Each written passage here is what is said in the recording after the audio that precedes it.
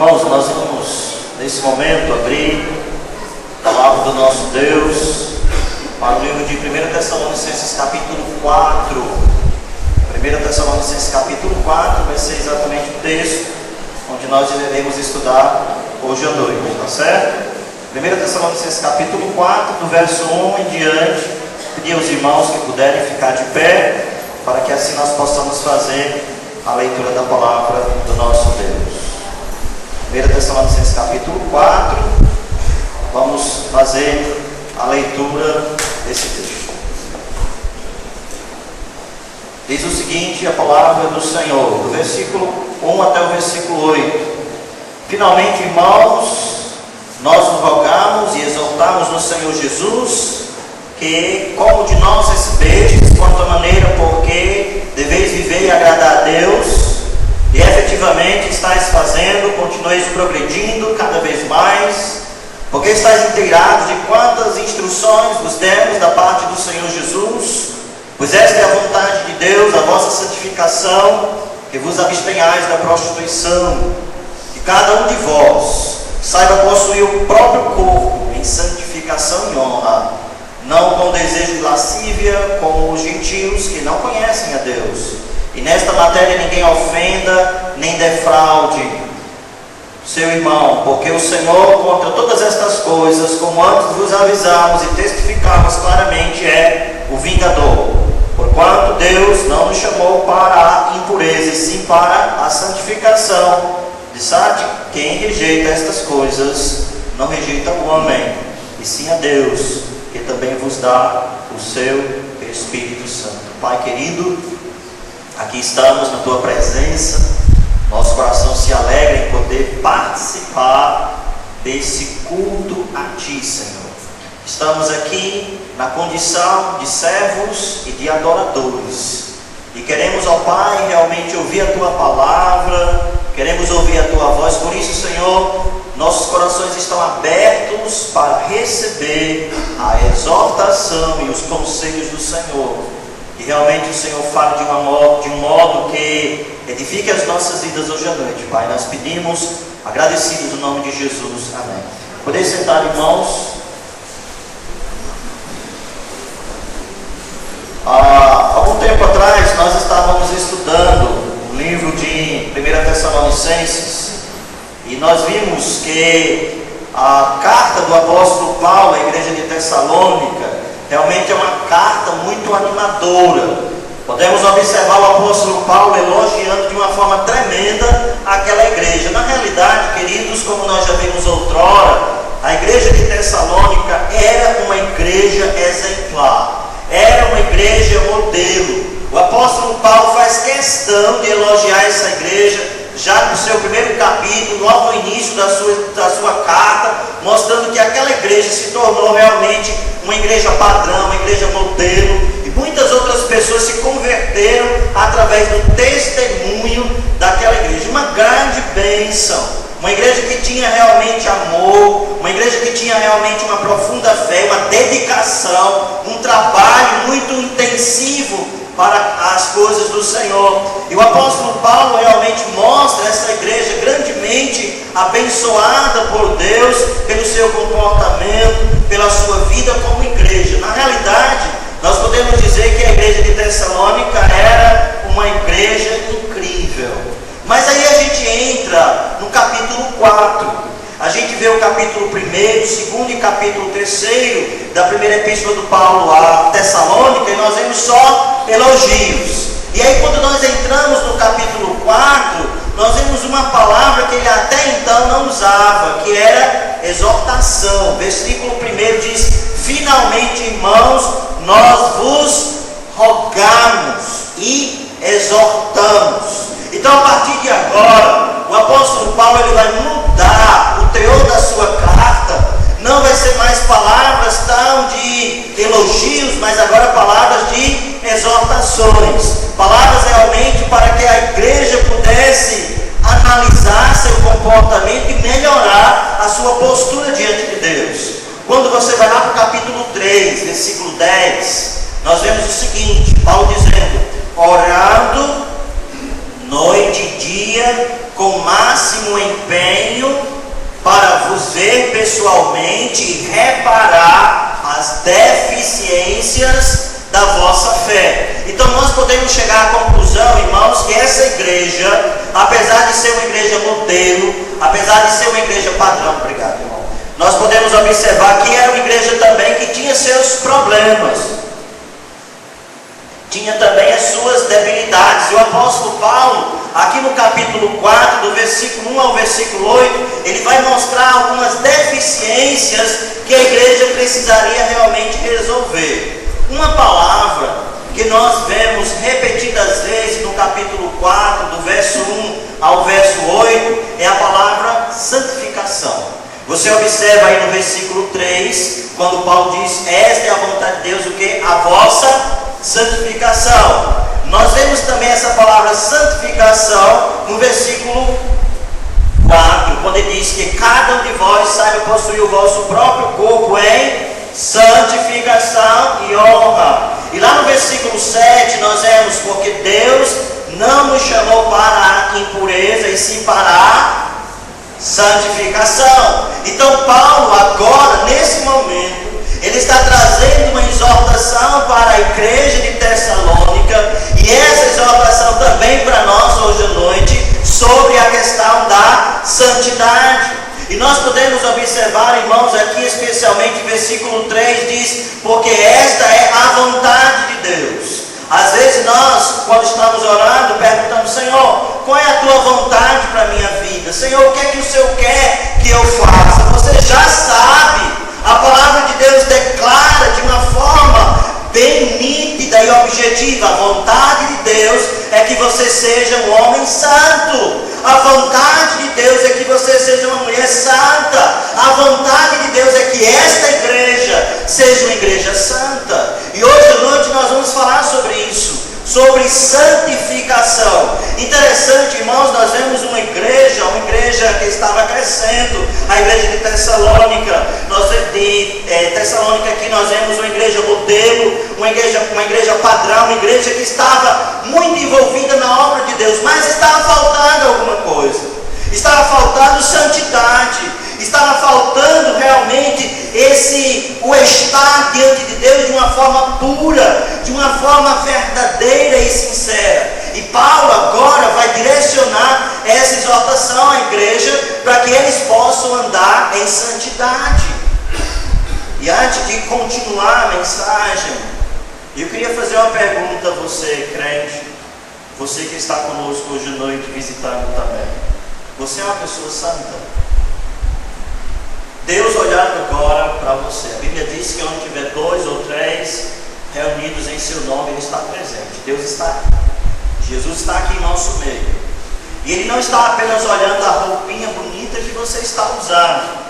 Ele não está apenas vendo a aparência do seu cabelo, a sua maquiagem, a beleza física. Deus está olhando o seu coração. Deus poderia dizer: eu estou diante de homens e mulheres santos.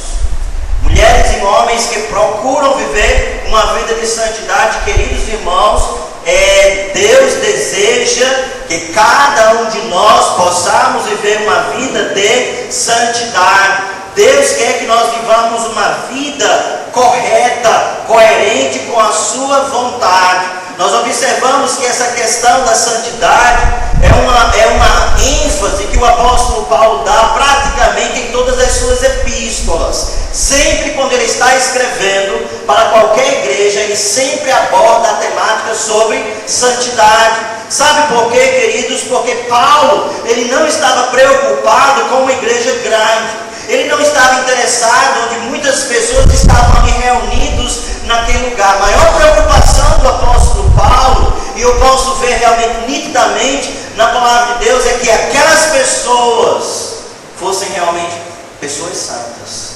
Pessoas que viviam de uma forma correta na presença de Deus. Então Paulo está preocupado com a qualidade. Quando você abre a palavra de Deus lá para 2 Coríntios capítulo 11, versículo 1 a 3, você observa essa ênfase que ele dá com relação à santidade. 2 Coríntios capítulo 11, do versículo 1 ao 3, veja só o que diz: quisera eu me suportasses um pouco mais na minha loucura. Suportai-me, pois zelo, como selo de Deus, visto que vos tenho preparado para vos apresentar como virgem pura a um só esposo, que é Cristo.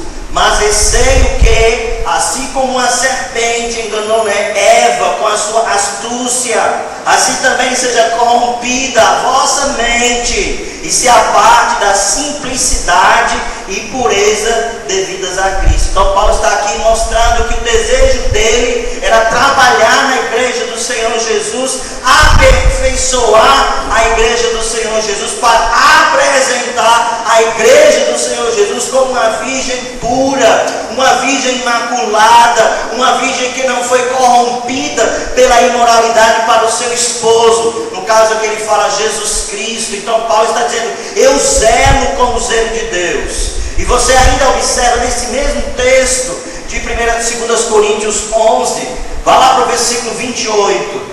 O capítulo 11, a partir do versículo 23, Paulo fala sobre vários problemas que ele enfrentou no ministério: perseguição, apedrejamento, ele foi fustigado com varas, sofreu naufrágio, jornadas e um monte de coisa. Mas a maior preocupação dele, versículo 28, ele diz: além das coisas exteriores, há o que pesa sobre mim diariamente, que é o que? A preocupação com as igrejas. Então Paulo, ele realmente está preocupado não com quantidade, ele está preocupado com qualidade. Então, irmãos, quando ele olha para a igreja de Tessalônica, ele percebe uma igreja grande, ele percebe uma igreja ativa, ele percebe uma igreja tão envolvida na obra de Deus, mas ele quer enfatizar que essa igreja grande, que essa igreja ativa, que essa igreja cheia de fé, seja uma igreja o quê? Santa. E nós queremos também enfatizar isso hoje à noite,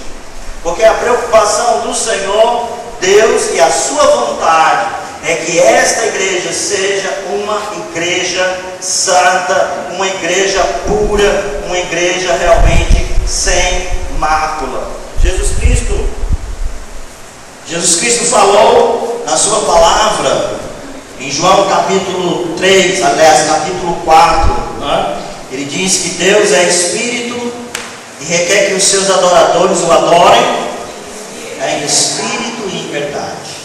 Então é exatamente esse desejo do Senhor Deus de ver pessoas reunidas, não apenas bonitas, vistosas e cheirosas, mas Ele está preocupado com o coração desse homem, desta mulher que está diante dele.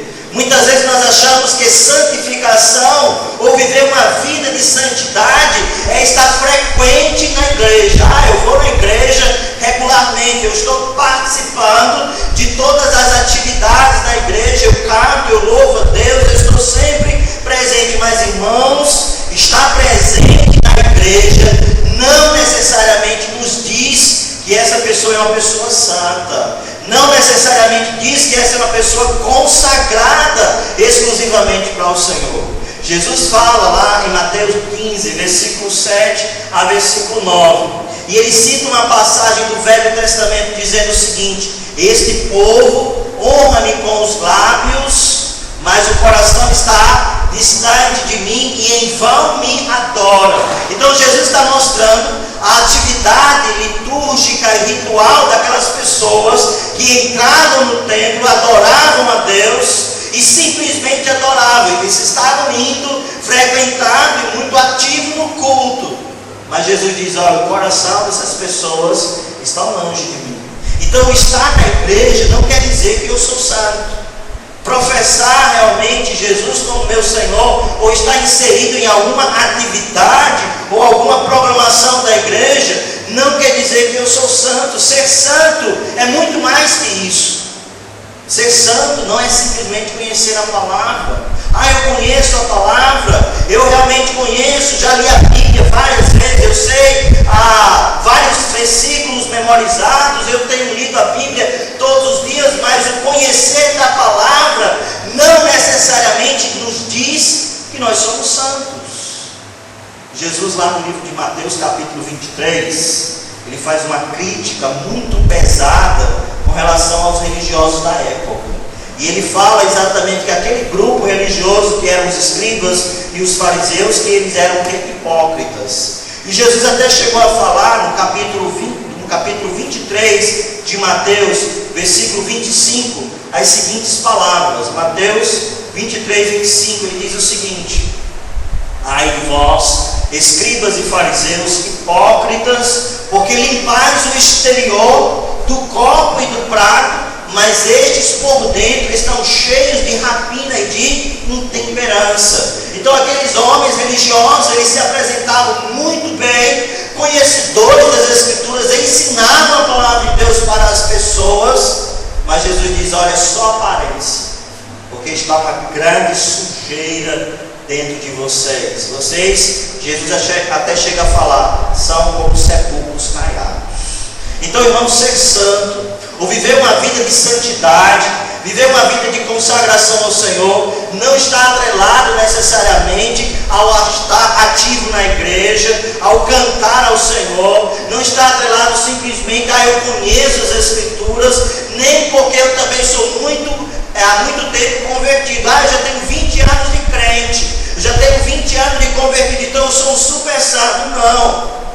Lá em Hebreus capítulo 5, versículo 12, fala sobre um grupo de pessoas que estavam na igreja e com muito tempo de convertido, e lá naquele texto diz: vocês têm necessidade de voltar aos princípios elementares dos oráculos de Deus. Ou seja, eram pessoas que não cresceram, eram pessoas que estavam muito tempo na igreja, mas realmente não estavam produzindo os frutos de uma vida santa. Então, ser crente há muito tempo não quer dizer que você é uma pessoa santa. Mas eu oro muito, eu oro de manhã, de tarde, de noite. Jesus Cristo fala que, com relação à oração, nós não devemos mostrar para as pessoas que nós oramos. Quando nós formos orar, Jesus fala lá em Mateus 6, a gente entra no quarto, fecha a porta, e aí apresenta diante de Deus a nossa causa. Não devemos fazer como os hipócritas que gostam de orar em pé para mostrar a sua espiritualidade. Então, queridos irmãos, quando o apóstolo Paulo está falando sobre santificação, ele não está atrelando a questão da superatividade na igreja, ele não está falando sobre o conhecimento das Escrituras, nem por ser muito tempo convertido ou viver uma vida de oração e mostrando para as pessoas que oram. Santidade é muito mais do que isso. E o apóstolo Paulo aqui está mostrando sobre essa vontade de Deus, de uma igreja santa. Era o que estava faltando lá na igreja de Tessalônica, e talvez é o que tem faltado na igreja batista regular aqui no conjunto de Santa Catarina. Nós temos atividades, nós temos muitos ministérios, nós temos muita coisa, toda semana tantas programações, é tanta coisa que a gente termina um final de semana já pensando no outro final de semana de programações intensas, enfim. Mas o que Deus quer para nós é uma vida santa como igreja. Irmãos, lá no livro de Efésios, capítulo 1, versículo 4, diz que esse foi o desejo de Deus ter nos escolhido.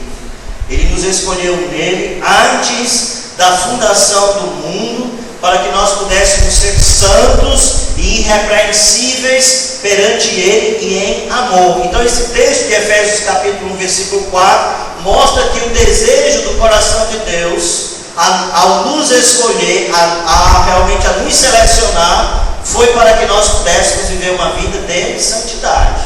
E talvez você já esteja perguntando o que é ser santo, o que é realmente ser santificado, consagrado. A palavra santo, ela vem da origem da palavra que tem a ideia de ser separado, separado exclusivamente para alguma coisa. Então, quando Deus fala na sua palavra que Ele deseja a nossa santificação, Ele está dizendo: eu quero que vocês sejam totalmente separados para mim. Eu quero ter acesso exclusivo, e nós somos propriedade exclusiva de Deus. Pelo menos devemos ser, não é? Então, quando Deus fala que Ele quer realmente santificação, Ele está dizendo que nós temos que ser separados do mundo para Deus. Infelizmente nós temos observado tantos escândalos de pessoas crentes, entre aspas, muitas vezes, que dão um péssimo testemunho, vivem como as pessoas do mundo, pessoas que estão envolvidas em prostituição, pessoas crentes que estão envolvidas em corrupção e tantas coisas perniciosas. Realmente isso não está mostrando uma vida de santidade. Então, quando o apóstolo Paulo, orientado pelo Senhor, diz: essa é a vontade de Deus, a vossa santificação, ele está dizendo que nós precisamos ser separados pelo Senhor. Agora, interessante, lá no versículo 1, ele está começando a definir o que significa essa expressão ser santificado ou ser realmente santo. Lá no meio do versículo ele diz: quanto à maneira porque deveis viver e agradar a Deus. Ser santo é isso, é ter o meu estilo de vida agradável aos olhos do Senhor, ou seja, minha vida é realmente um reflexo da vida do Senhor Jesus Cristo. O meu desejo é satisfazer, a minha vontade é que Ele se alegre com a minha vida, meu comportamento, minhas palavras. Então Paulo está mostrando sobre o que é viver e agradar a Deus. Se você vive e você procura agradar a Deus na sua vida, em todas as áreas, você está realmente vivendo uma vida santificada aos olhos do Senhor. Agora você olha no versículo 2, veja só o que Paulo diz: porque estáis inteirados de quantas instruções vos demos da parte do Senhor Jesus. Irmãos, interessante que não foi a primeira vez que Paulo ensinou isso na igreja de Tessalônica. Pelo contexto aqui nós vemos que ele diz, que ele já tinha ensinado outras vezes, ele já está inteirado de quantas instruções vos demos da parte do Senhor. Ou seja, Paulo já tinha ensinado várias vezes para aquela igreja sobre uma vida de santidade. Mas me parece que aqueles ensinamentos que Paulo trouxe da parte de Deus, ensinando a igreja a viver um comportamento agradável diante do Senhor, uma vida santa no mundo, porque ser santo dentro da igreja é muito fácil, mas ser santo lá no trabalho, ser santo lá na escola, na faculdade, no lugar onde você está, distante dos olhos da congregação, é muito difícil. E é exatamente isso que Deus quer de nós, uma santidade prática, não somente nesses momentos que nós estamos aqui na igreja, mas uma santidade onde minha vida lá fora, no mundo, é reflexo de uma vida que agrada ao Senhor. Então Paulo havia ensinado várias vezes. Me parece que esse ensinamento entrou por um ouvido e saiu pelo outro. E Paulo diz: olha, eu preciso ensinar mais uma vez. Eu preciso enfatizar essa mesma verdade. Aconteceu na igreja de Tessalônica e acontece na atualidade também. Muitas vezes nós ensinamos várias vezes as mesmas coisas. Ensinamos e às vezes enfatizamos, pegamos a palavra, esmiuçamos para os irmãos e aí muitas vezes continua na mesma conduta, sem nenhuma mudança. E aí Paulo diz: olha, irmãos, vocês já receberam várias vezes, várias instruções, e ele diz: esta é a vontade de Deus. Não tem como discutir, esse é o padrão de Deus para a nossa vida. Agora, interessante que, versículo 3, ele está falando sobre esse padrão de Deus de santificação, e ele está mostrando que santificação é se abster de que? Da prostituição. Então, para viver uma vida santa, nós precisamos andar afastados da prostituição. E essa palavra, irmãos, prostituição, é a palavra que dá a ideia de fornicação, adultério ou qualquer atividade sexual fora do casamento. E nós podemos observar, o apóstolo Paulo está falando sobre o 7º mandamento. Qual é o 7º mandamento? Não adulterarás. E ele está dizendo: a vontade de Deus é que você seja fiel exclusivamente para a sua esposa. A vontade de Deus, você que não é casado, que você guarde o seu corpo para o Senhor, ou para a sua futura esposa ou seu futuro marido.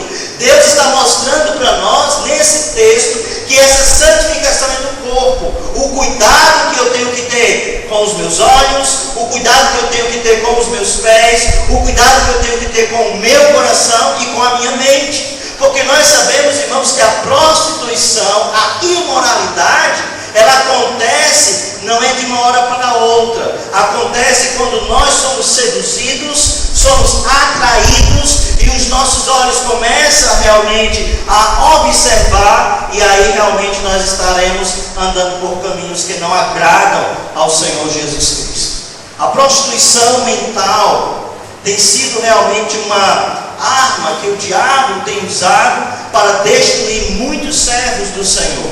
Jesus Cristo nos diz lá em Mateus capítulo 5, versículo 27 a 30, ele diz: a lei disse, não adulterarás, mas eu porém vos digo, aquele que olhar para uma mulher com intenção impura, no coração já adulterou com ela. Então Jesus está mostrando que a prostituição, ela não necessariamente está atrelada a uma conduta física pecaminosa, mas pode estar atrelada a uma atividade mental, onde você começa a fantasiar sexualmente, onde você começa a visualizar coisas que não agradam a Deus, imagens pornográficas, e através dessas imagens você contamina o seu coração e a sua alma começa a apodrecer. Porque na realidade, irmãos, pecado de imoralidade, ele realmente nos afasta do Senhor e ela corrompe as nossas vidas. Por isso que Paulo está dizendo: você quer viver uma vida santa, e você sabe que deve viver uma vida santa, porque esta é a vontade de Deus.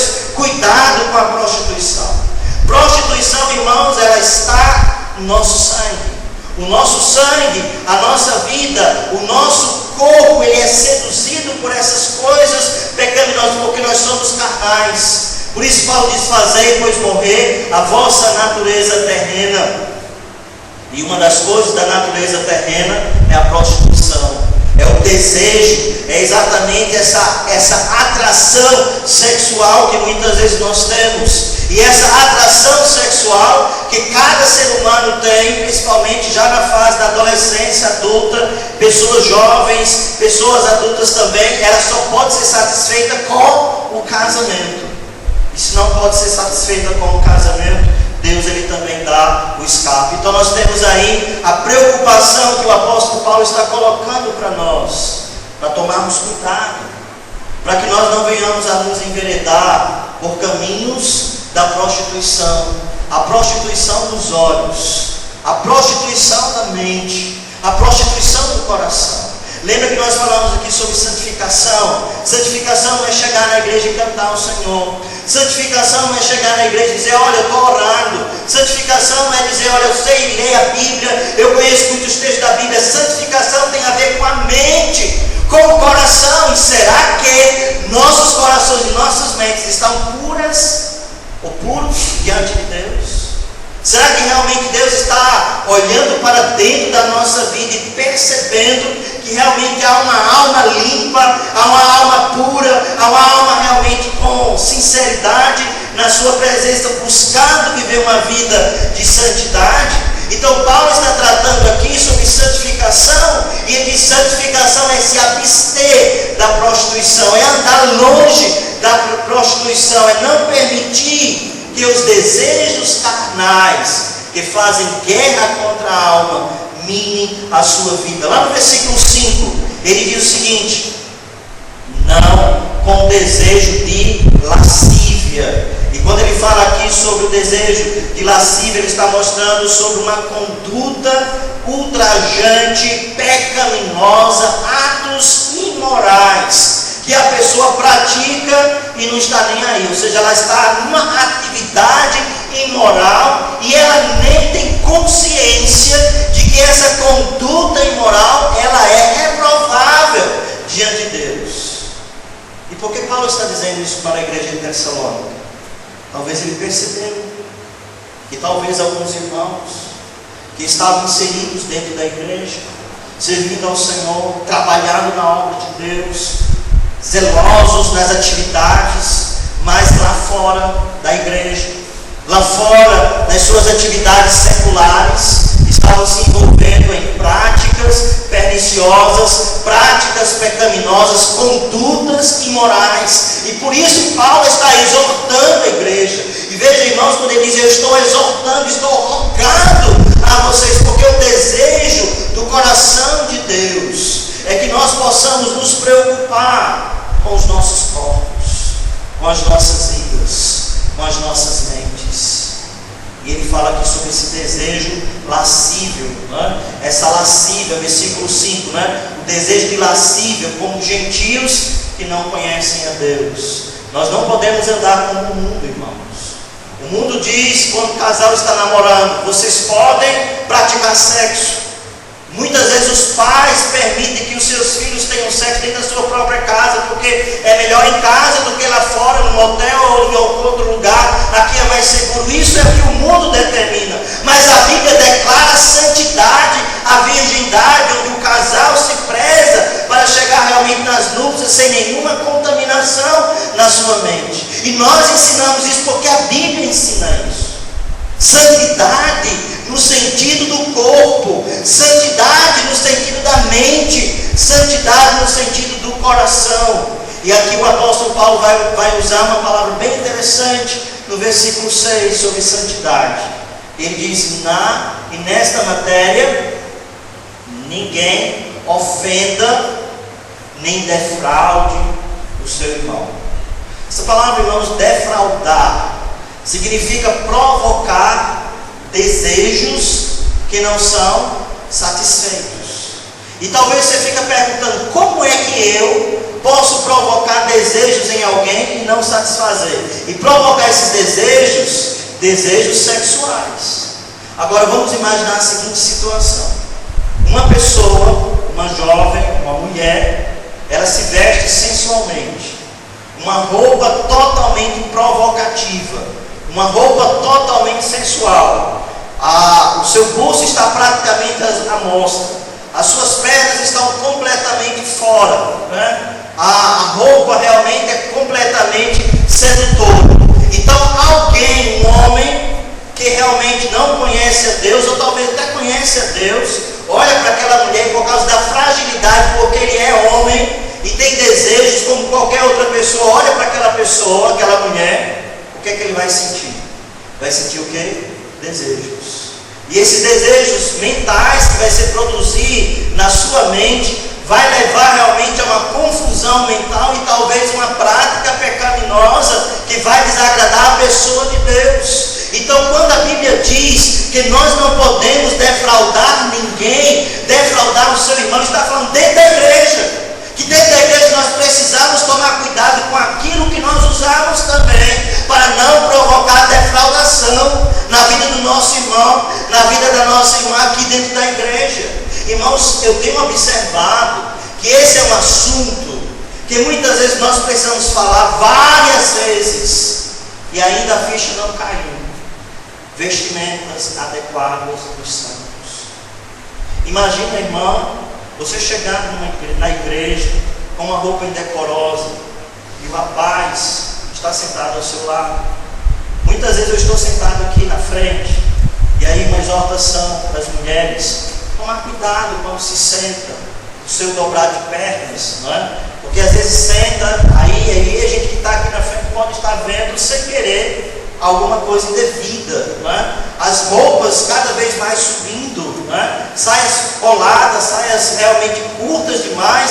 Então isso pode levar uma pessoa você está levando alguém a defraudar, você está provocando desejos que não estão sendo satisfeitos, porque esses desejos só podem ser satisfeitos através do sexo, e aí a pessoa não pode estar com a mente o quê? Tão cheia de coisa. Então, irmãs queridas e homens também, vamos tomar cuidado com as nossas vestimentas. Você não deve se preocupar apenas que essa roupa me agrada, eu gostei dessa roupa, essa roupa é descolada, essa roupa é bonita e agradável a mim. Você tem que pensar também no outro, você tem que pensar se essa roupa vai ofender alguém, você precisa pensar se essa roupa vai causar escândalo, você precisa pensar se essa roupa vai produzir desejos sexuais na vida da pessoa que está ao seu lado também. Aí às vezes o jovem está namorando, E aí a moça se veste provocativamente. E aí, gente, muitas vezes o relacionamento de namoro chega aos finalmente, chega realmente a uma atividade sexual por causa da forma como as pessoas se comportam. Então Paulo está preocupado com a igreja. Paulo está preocupado para que dentro da igreja, no convívio entre os irmãos, não exista esses sentimentos pecaminosos. Ele diz: cuidado, não permita que nesta matéria ninguém venha a ofender ou defraudar o seu irmão. Então cuidado com aquilo que você usa, para que a sua vida não sirva realmente de ofensa ou de queda na vida de outras pessoas. E lá no versículo 7, ele fala o seguinte: portanto, Deus não nos chamou para o quê? A impureza. Deus nos chamou sim para o quê? A santificação. Então, se você é crente, se você decidiu entregar a sua vida a Cristo, você decidiu entregar completamente a sua vida. Seu corpo pertence a Jesus. Suas mãos, seus olhos, sua vida completamente precisa ser entregue a Cristo. Infelizmente, muitas pessoas estão brincando de ser crente dentro da igreja. Dentro da igreja são santos, e lá fora um verdadeiro demônio, vivendo uma vida imoral, uma vida suja diante do Senhor, aos olhos do Senhor. Então Deus está clamando e chamando. Você foi chamado não para a impureza, mas para uma vida de santidade. Comporte-se como santo. E aí talvez você pergunte: mas por que Deus é tão exigente? Por que Deus está exigindo tanto de nós? Porque Ele é santo. E por Ele ser santo, Ele exige santidade. Nós vemos isso no Velho Testamento, quando Deus chamou o povo de Israel, e eles estão prestes a entrar na terra prometida. Lá no livro de Levítico, capítulo 11, versículo 44 e 45, Deus diz: vocês serão santos, porque eu sou santo. Então Deus está declarando: se vocês querem andar comigo, se vocês querem fazer parte do meu povo, eu exijo de vocês um padrão. E o padrão é santidade. É uma vida completamente contrária a esse mundo podre que você está vivendo. É uma vida de pureza moral. É uma vida de pureza mental, uma pureza no coração. E nós precisamos, irmãos, entender que essa exigência feita por Deus no Velho Testamento também é para nós. Lá em 1 Pedro, capítulo 1, versículo 14 a 17, eu gostaria de ler esse texto com os irmãos. Já citei vários textos, mas esse aqui eu quero ler com os irmãos. Abra sua Bíblia aí para 1 Pedro, capítulo 1, versículo 14 a 17. Diz o seguinte: 1 Pedro, capítulo 1, 14 a 17.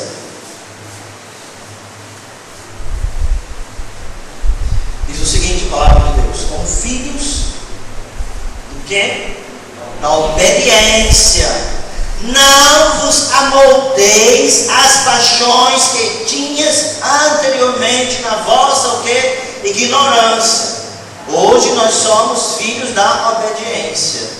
Pelo contrário, segundo é santo aquele que vos chamou, tornai-vos santos também vós mesmos em todo o vosso procedimento. Todo o vosso procedimento, cada passo, cada situação, cada momento, cada comportamento, toda a minha vida deve ser santo, porque está escrito, versículo 16, porque está escrito: sede santos, porque eu sou santo. Irmãos, Deus não mudou o seu padrão, não. Você pode até mudar o seu padrão, mas Deus continua com esse mesmo padrão.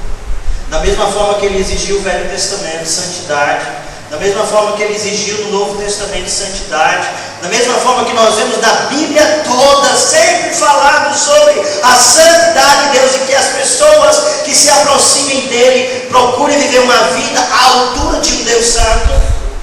Essa é a mesma exigência. Lembra da mensagem da semana passada? Jesus falou: vinde a mim, vós que estáis cansados e sobrecarregados, e eu vos aliviarei. Tomai sobre vós o meu jugo e aprendei de mim, que sou manso e humilde de coração, e encontrareis descanso para as vossas almas. Jesus está convidando todas as pessoas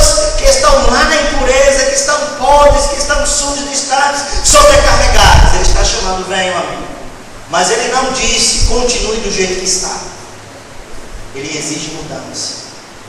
Lembra do filho pródigo? Quando foi embora e andou na sua própria conduta, se envolveu com tanta coisa, e depois que gastou todo o seu dinheiro, vivendo ali uma vida desprezível, comendo, desejando comer as alfarrobas dos porcos, ele diz: puxa vida, meu pai, tem tanta coisa, eu vou voltar, vou pedir perdão, meu pai, vou pedir a ele que pelo menos me deixe ser um serviçal, um trabalhador lá na sua fazenda. E ele volta, sujo, completamente quebrado pelo pecado, pelas consequências das suas decisões, a vida imoral, uma vida pregressa, sujo, podre. Seu pai o vê, e quando vê de longe, corre, abraça aquele filho e diz: meu filho estava morto e reviveu. Começou a se alegrar e mandou fazer uma festa. E aquele jovem se preparou para aquela festa, limpou as roupas, trocou as roupas, aliás, estava limpo, cheiroso para participar daquela festividade. Deus chama qualquer pessoa imunda, mas Ele não quer que essa pessoa imunda continue na imundícia. Ele deseja que essa pessoa que chegue a Ele, talvez com o coração impuro, talvez com uma vida totalmente voltada pela luxúria, pela pecaminosidade dos pensamentos, uma vida pregressa, enfim, mas Jesus Cristo, a partir do momento que essa pessoa entrega ou se derrama diante do altar do Senhor, Ele deseja, a partir desse momento, uma vida de seriedade. As coisas velhas se passaram e agora tudo se fez novo. Queridos irmãos, o mundo vive um momento de muita podridão moral. Nós vemos hoje em dia a questão da homossexualidade. Nós vemos hoje em dia pessoas que são aclamadas e aplaudidas pelo povo brasileiro praticando a homossexualidade, defendendo o homossexualismo, que é uma prática completamente imoral aos olhos de Deus. E aí as pessoas estão aplaudindo, estão realmente permitindo, e o mundo está apodrecendo cada vez mais. Nós vemos aí casamentos sendo destruídos por causa da imoralidade.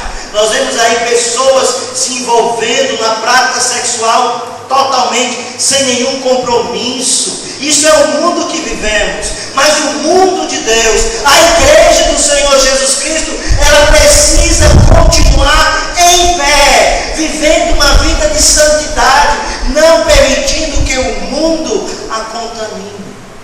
E é essa ênfase que o apóstolo Paulo está dando para a igreja de Tessalônica. Santidade é o desejo do coração de Deus. Santidade na sua vida. Se alguma vez você quiser saber qual é a vontade de Deus para mim, Deus deseja, meu querido irmão e minha querida irmã, que você viva uma vida de santidade. Uma santidade que brota no seu coração. Volto lá para 1 Tessalonicenses capítulo 3. 1 Tessalonicenses capítulo 3, versículo 13, Paulo também fala sobre santidade, e diz: a fim de que seja o vosso coração confirmado em santidade. A santidade começa aqui dentro do meu coração. A santidade começa dentro de mim, e a Bíblia mostra aí exatamente que nós precisamos nos preocupar não necessariamente com as atividades, mas com o nosso coração. Precisamos tomar conta do nosso coração, porque a Bíblia mostra que é do coração do homem que produz os maus desígnios. Desses maus desígnios, prostituição, impureza, lascívia e por aí vai. Então nós precisamos investir na nossa vida espiritual. Você quer viver uma vida de santidade? Invista na sua vida espiritual. Invista no seu coração. Pergunto eu, queridos, você consegue passar um dia sem se alimentar? Você consegue? Você acorda cedo, diz: hoje eu não vou comer, não vou tomar café, hoje eu não vou almoçar e hoje eu não vou jantar. Você consegue passar um dia assim? Eu acho difícil, só se você estiver doente, né? Porque está debilitado. Mas uma pessoa normal, ela não passa um dia sem comer, porque ela entende que eu preciso me alimentar, e o próprio organismo alguma coisa. E aí nós comemos porque o nosso corpo está reclamando. E com relação à nossa vida espiritual, passamos às vezes tantos dias sem nos alimentar da palavra. Passamos tantos dias sem estar realmente na presença de Deus, sem buscar o Senhor, sem andar realmente nos seus cuidados. A Bíblia diz que se nós andarmos no Espírito, nós jamais iremos satisfazer as concupiscências da carne. Se você é uma pessoa que anda com o Senhor, Deus vai lhe ajudar e revestir de forças para suportar as tentações, que são muitas, e você em Cristo é mais que vencedor. Veja o final do versículo 8 de 1 Tessalonicenses. O que é que diz no final do versículo 8? Diz: e sim a Deus, que também faz o quê? O que é que Deus está fazendo aqui no final do versículo 8? Ele vos dá o quê? O Espírito Santo, irmãos. Você tem o Espírito Santo de Deus. Você foi selado com o Espírito Santo de Deus no dia que você creu. Então você tem condições de suportar e de realmente viver uma vida agradável aos olhos do Senhor, porque o Espírito Santo de Deus vai lhe ajudar, vai lhe conceder vitória durante aqueles momentos tenebrosos de tentações. Você pode clamar ao Senhor e Ele vai lhe dar condições para vencer. Deus está interessado na sua vitória. Deus quer que você vença o diabo. Deus quer que você vença a prostituição. Deus vai lhe ajudar, porque Ele lhe deu o Espírito Santo do Senhor. E nós somos vitoriosos em Cristo. A Bíblia diz que não vos sobreveio tentação que não fosse humana, mas Deus é fiel e não permitirá que nós sejamos tentados além das nossas forças. Se nós somos tentados, nós vamos vencer, porque nós temos o seu Espírito Santo em nossa vida. Por isso que Paulo diz: vocês precisam viver uma vida santa, longe da lasciva, longe da prostituição, longe da imoralidade, não defraudando ninguém. Vocês podem, igreja, porque vocês têm o Espírito Santo do Senhor agindo poderosamente na vida de cada um de nós. Então, se nós caímos, se nós cedemos às tentações, se nós dizemos sim para a tentação, sim para o pecado, é culpa nossa, porque Deus, Ele dá condições de viver uma vida vitoriosa, e Ele deseja que nós vivamos uma vida de santidade. Romanos capítulo 12, versículo 2 diz: rogo-vos, pois, irmãos, pelas misericórdias de Deus, que apresentei vossos corpos, olha, estamos nos doando ao Senhor, um sacrifício vivo, santo e agradável a Deus, que é o vosso culto racional. E não vos conformeis com este século, mas transformai-vos pela renovação da vossa mente. Ou seja, eu estou me entregando ao Senhor, e o que Ele está fazendo? Ele está renovando a minha mente. Ele está purificando o meu coração. Ele está tirando aquelas coisas perniciosas que têm atrapalhado o meu crescimento espiritual quando eu estou me entregando ao Senhor. Então eu tenho a ajuda do Senhor. Eu posso vencer porque eu sou livre. A Bíblia diz: e conhecereis a verdade e ela vos libertará. Nós não somos mais escravos do pecado. Jesus Cristo destruiu o efeito do pecado sobre nossas vidas. Se pecarmos é porque nós decidimos, porque Jesus, Ele nos ajuda a vencer. Irmãos, a exortação do apóstolo Paulo, que foi para a igreja de Tessalônica, que também é para a igreja atualmente, é para fugir da prostituição, é para se abster de qualquer imoralidade, se apartar dessas situações que muitas vezes nos afastam de Deus. Como ele bem disse em 1 Coríntios 6,18, fugir da imoralidade. Isso tem sido realidade na sua vida, querido irmão. Você tem te preocupado com a sua mente, seu coração puro diante de Deus. Você realmente considera que você está aqui na presença de um Deus santo? E você está com um coração realmente santo, um coração puro diante desse Deus tão lindo, tão belo e tão cheio de amor para realmente nos dar? Será que as nossas vidas estão coerentes com aquilo que nós cantamos e falamos diante desse Deus maravilhoso? Deus deseja um coração santo. E aí eu queria ler o versículo 13 do capítulo 3, estamos encerrando. Eu queria só frisar duas coisas. E diz o seguinte, lá no finalzinho do versículo 13: na presença do nosso Deus e Pai, na vinda de nosso Senhor Jesus com todos os santos. E aqui a ideia que Paulo está dizendo é que quando Jesus voltar, nós seremos apresentados a Ele. E Paulo diz que o desejo do seu coração é que nós possamos viver uma vida de santidade para poder ser apresentado ao Senhor. Se Cristo voltasse hoje, você estaria uma vida pura diante de Deus? Um coração puro? Eu não estou perguntando se você é ativo na igreja. Não estou perguntando se você tem vários versículos decorados. Não estou perguntando se você tem uma bela voz que canta ou se está envolvido em várias atividades. Eu estou perguntando se você está com o coração puro diante de Deus. Está ou não está? E a outra coisa que eu queria enfatizar, versículo 6, final do versículo 6 do capítulo 4, diz: como antes vos avisamos e testificamos claramente, é o vingador. Paulo está dizendo em outras palavras o seguinte: olha, se vocês não tomarem cuidado, se vocês não procurarem viver uma vida santa, se vocês brincarem de ser santo, mas não vivem uma vida santa, Deus, o Criador, vai ajustar contas com você.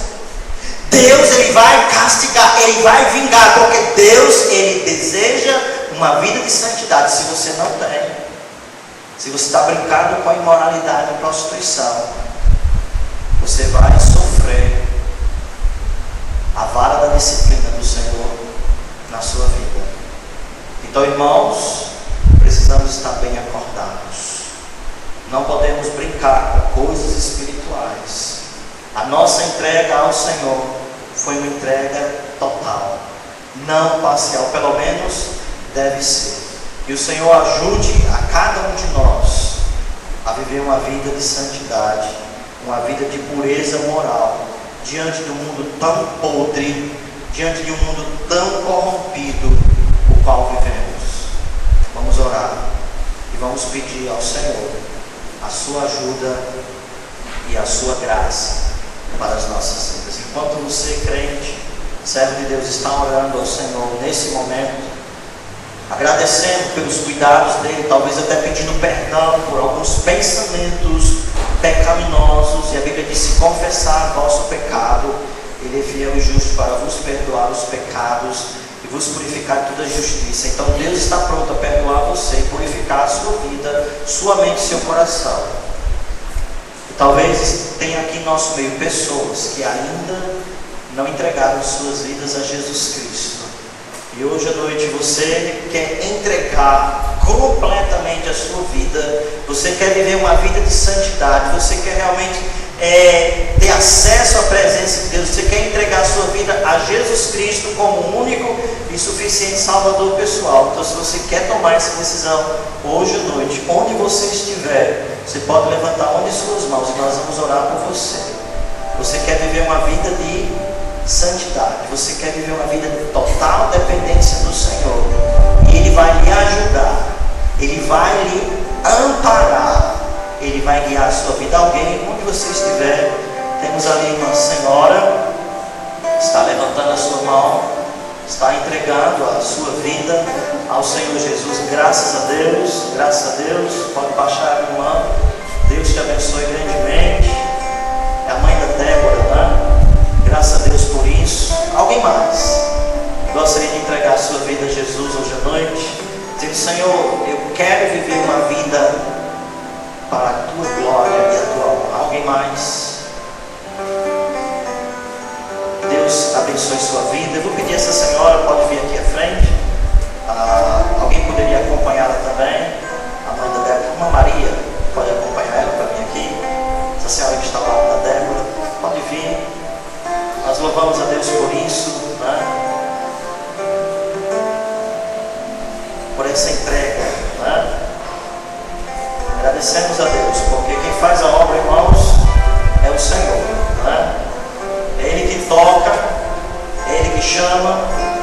que santifica, é Ele que salva, é Ele que aperfeiçoa. Nós vamos vir aqui, nós vamos orar, não é?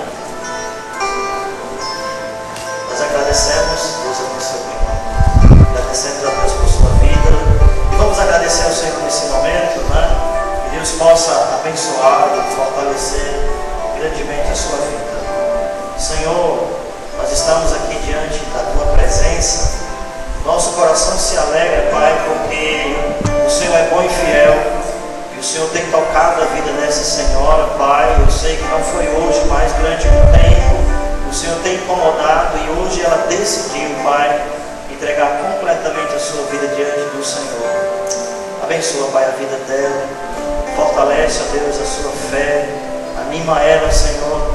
E a cada momento, a cada dia, a cada passo que ela der, Senhor, seja sempre em direção aos Teus braços.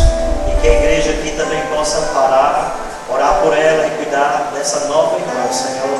Nós agradecemos e nós te pedimos, ó Deus, tudo isso no nome do Senhor Jesus.